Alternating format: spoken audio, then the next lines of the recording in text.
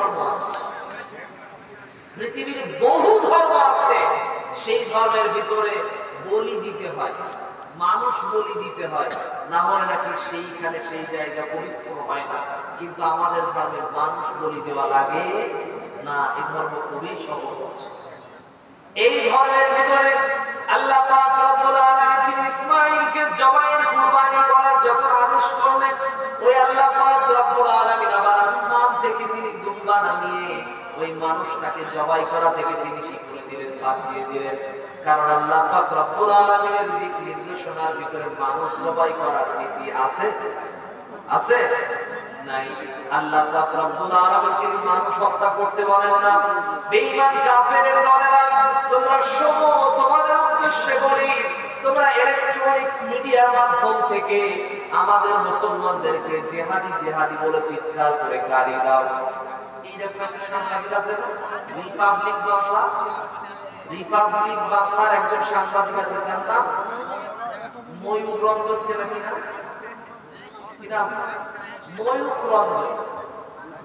এই লোকটা মুসলমানদেরকে জেহাদি জেহাদি বলে গালি দেয় প্রতিদিন প্রতিদিন।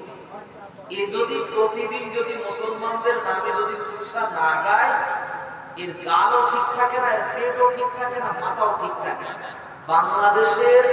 বাংলাদেশের মিডিয়া দলেরা তারে নাম দিয়েছে মলম বিক্রি। এর পরেও এর লজ্জা শরম, মলম বিক্রি করার নামে এর নাম দিয়েছে, এর নামে কার্টুন বানিয়েছে, এরপরে ওর লজ্জা হয়। সেই তাদের পিছনে, মুসলমানদের পিছনে পূজা দেওয়াই। আচ্ছা বলেন তো, ভারত আর বাংলাদেশের সম্পর্ক যদি সুন্দর থাকে, আমাদের নাগরিকদের কোনো অসুবিধা আছে? আছে? তারা মুসলমান হোক, হিন্দু হোক, অন্য ধর্মের হোক, আমাদের কোনো যায় আসে? আমাদের দরকার কি তাদের সাথে ব্যবসা করা, বাণিজ্য করা?